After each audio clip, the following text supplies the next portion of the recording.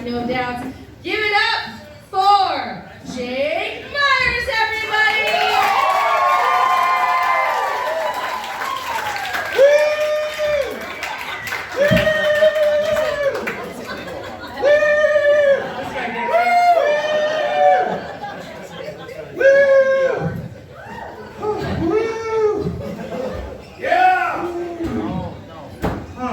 Y'all, I gotta come out and be honest with y'all. I'm goddamn exhausted. I got like 5 jobs, 4 if you're a cop. No, one of my jobs is I'm a daytime bartender at a dive bar, and I realized the other day what my favorite part about that is. Cable TV, y'all. Oh man, yeah, oh it's so good. I might only make $4 an hour, but at least there's Star Wars. Have y'all ever watched Star Wars with the subtitles on? Oh, it's a completely different movie. Like, how else are you supposed to know that R2-D2 says beep boop? Or that heart-wrenching scene where Chewbacca goes, God. Gets me every time, y'all. Oh, man. So, pandemic stuff. Yeah, I learned a lot this last year. One of the things I learned was that 6 feet looks like a lot shorter of a distance than it is. Which brings me to my next point about inches. Inches! Awesome, okay. Man, but does anybody else think that this whole pandemic has been just a little bit too kind to alcoholics? Like a little bit too kind. What with liquor stores being essential businesses, the social distancing, the masks. Basically, if you're not actively pissing yourself, you can pass as sober. And boy, did I use that. Oh man. But as a bartender, I kind of really love the masks, honestly. Like, if y'all heard half of the things I said about you under my breath, we would not be friends. You'd never come back.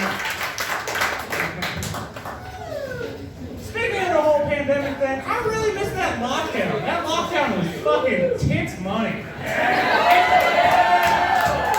It was the first time I've ever had more than a week off since I was 14.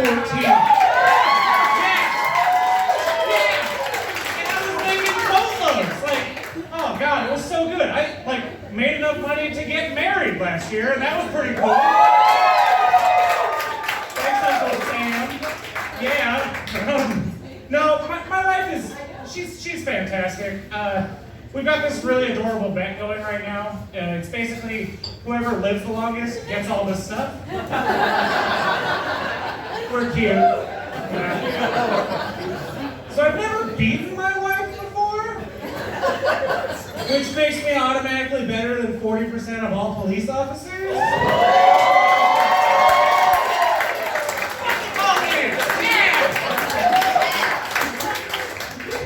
Oh man, but she's a jokester too.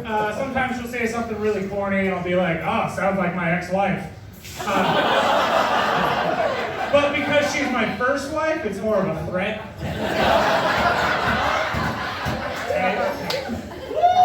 Oh man, but there was a bunch of shit about her that I absolutely love. One of my favorite things is that sometimes she talks in her sleep. Oh man, the other night she was obviously having a server nightmare, and she rolls over and she goes, "Table 12 needs bread."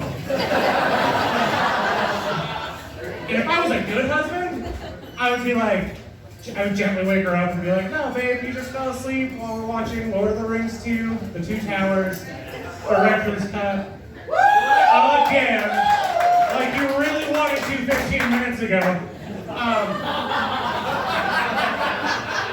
But because I'm mean, I was like, oh, this is gonna be fun. So I take my finger and I go, shh, hush, child. And it fucking worked. Oh my God. It worked so well for about 10 seconds. Because there's an aspect about her that I kind of overlooked that night, and that is the fact that she is the most powerful black woman I've ever met. Yeah, I know. So she rolls over again, and this is when the sleep talking turned into sleep yelling. Pretty big difference between the two if you guys haven't experienced it. And she rolls over and she goes, "Motherfucker trying to shush me?"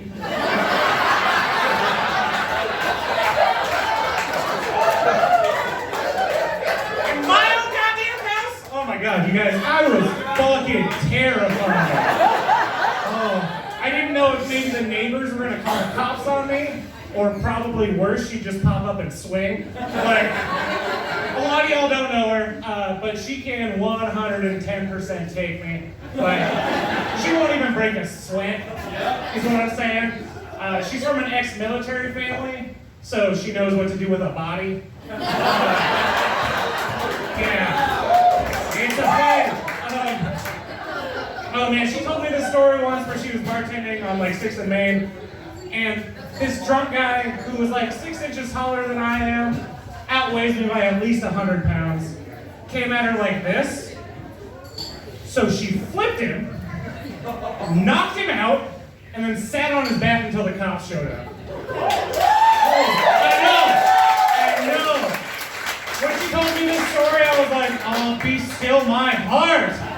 I have never been more attracted to anybody in the history of forever. Turns out there's 3 ways to get to this piece of man meat you see in front of you, and that is food, humor, and fear. And she's got them in spades, baby! Spades! Okay, that's enough about me. Let's go into my forte. Let's do some one-liners. You guys ready? Yeah! Hey, into it! Alright. So I actually waterboarded myself in the shower the other night. I did it again today, but this time it was on purpose because I need answers. Tight. That joke is against the Geneva Convention. Oh man. So I just got myself a pair of those Bluetooth headphones, and they are goddamn game changers. They're great for more than just masturbating. They're also really good for working out, which is what I call masturbating. This guy gets it. Or riding the bus, which is what I call masturbating.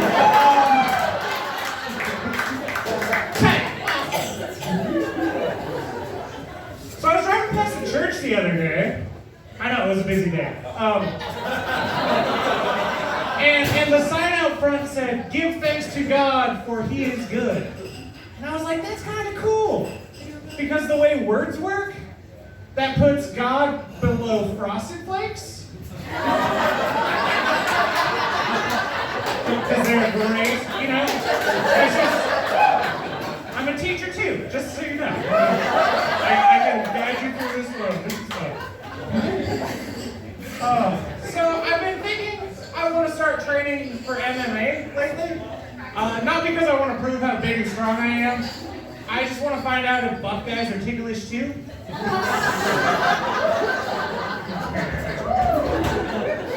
Oh, this is fun! This is a joke I wrote before the world ended, and I still think it's great. I just found out that the Cleveland Indians recently rehired a designated hitter by the name of Carlos Santana, which I think is a pretty bold move, considering he hasn't had a hit since the 90s. Yeah! Take that, Carlos! Yeah! So my wife and I have a dog. We've had him for about 3 years, and he's kind of starting to rub off on me. Like, I think all squirrels are assholes too nowadays. But that's better than me rubbing off on him, because that's animal abuse. Yeah, most of my jokes are about masturbation. I don't know. Do what you love and the money will come. Come was spelled funny in my head. Oh man. Okay, so this next joke, I do have to preface it. I am a little worried about it. But my wife says it's funny, LJ Sullivan says it's funny, I just have to warn y'all that I am about to drop an N-bomb. So just be warned. I know it's a thing. Okay.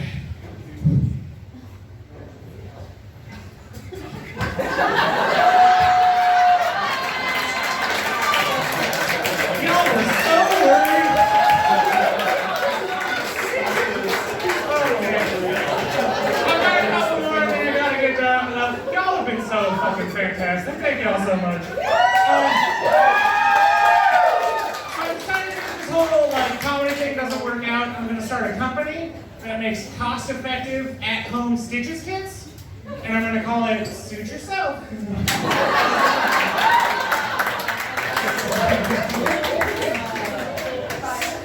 So I just invented a new game. It's a cross between billiards and golf, and it will get you kicked out of a pool hall. Right on. Okay, one more. If you tell a chronic masturbator to go fuck themselves, then you're part of the problem.